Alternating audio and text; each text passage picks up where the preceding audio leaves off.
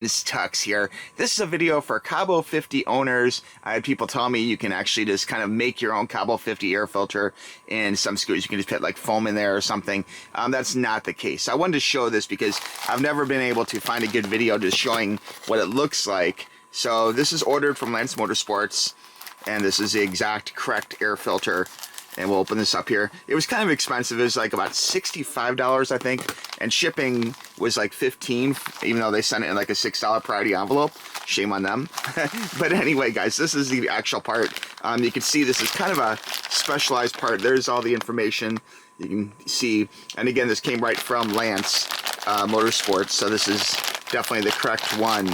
And let me just show you this. I guess what some people have done, and if you feel particularly crafty and if you have a hot glue gun, maybe you can use your old one, which your old one would have this frame in it, this plastic frame. But you can see these are actually kind of like melted into the steel plate holding the air filter in. So you'd have to kind of melt this off, like put your own, like cut and put your own little paper air filter in there and then hot glue it back together. So I guess theoretically you could make your own, but sometimes it's best just to buy a fresh one, really.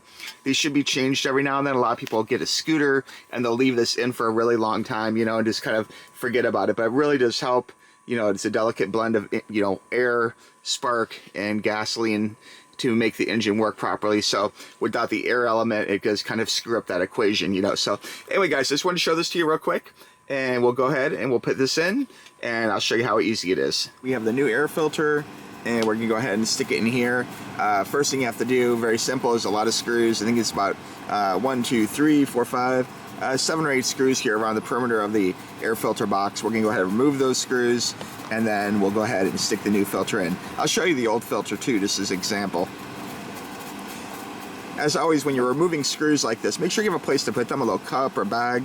Sometimes I'll use like the mailing envelope, just something to keep them in, because you don't want to lose them as you're trying to replace your air filter or whenever you open any electronics or anything, really. This is probably gonna be pretty disgusting. Let's go ahead and check it out. We're gonna pull off the air filter cover, and the filter is right in place here. We'll go ahead and pull this out. You can just pretty much leave that to the side. Oh yeah, see, like this is already peeling off, as you can see, and look how dirty that is. That's pretty disgusting. Now, some people suggest you can clean this, and I guess it's possible. And some people suggest you can even stick in like your own little paper air filter. This is really stiff and crusty. It's kind of like a tissue you blow your nose in and is hard from a few days of sitting or something in the trash can. But really pretty disgusting. Hard to get to. On this side here, we do have a sponge, which is super hard right now, hard as a rock. I would say this might be impeding airflow from the dirt and the crustiness and the hard sponge. Let's compare these two real quick. So there's the old one, and here is the new one. And I'm not gonna pull off the filter, but that is clean, as you can see. The sponge is a little spongier, so you can see how clean that is. And this one here, the old one rather, is kind of firmer. It's full of dirt and gunk and stuff. So you really can see the difference there between the two. Again, new and old. Looks like they improved the size of the holes on the new one too, which is kind of interesting. And then on the back side here, same kind of setup with paper sponge covered with a little foam cover. So anyway, could you fix this? Yeah, you probably could fix this. Is it worth it? I don't know. This was like about 65 bucks for this like special, legit Lance Motorsport air filter. We'll go ahead and stick this in now. So we'll take this, okay, and we'll just stick this in. We'll put this like this. Oops, goes this way. There you go, pops in place just like that. Very simple. And you can see there is just 1, 2, 3, 4, 5, 6, 7 screws. 7 screws total. All right, we're just gonna pop this back in place, make sure it makes good contact. There we go. Make sure everything's lined up just right.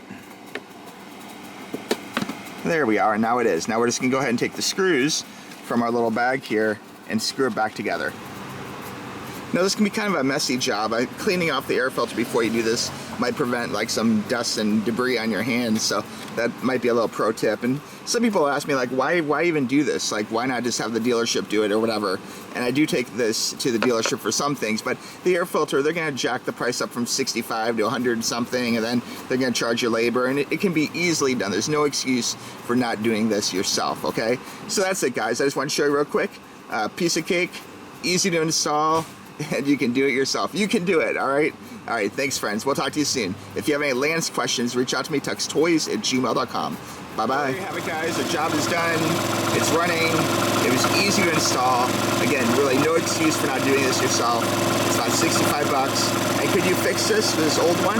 Sure, you probably could. You know, if you're crafty, you have a hot glue gun, put your own paper in there, put a new filter in here.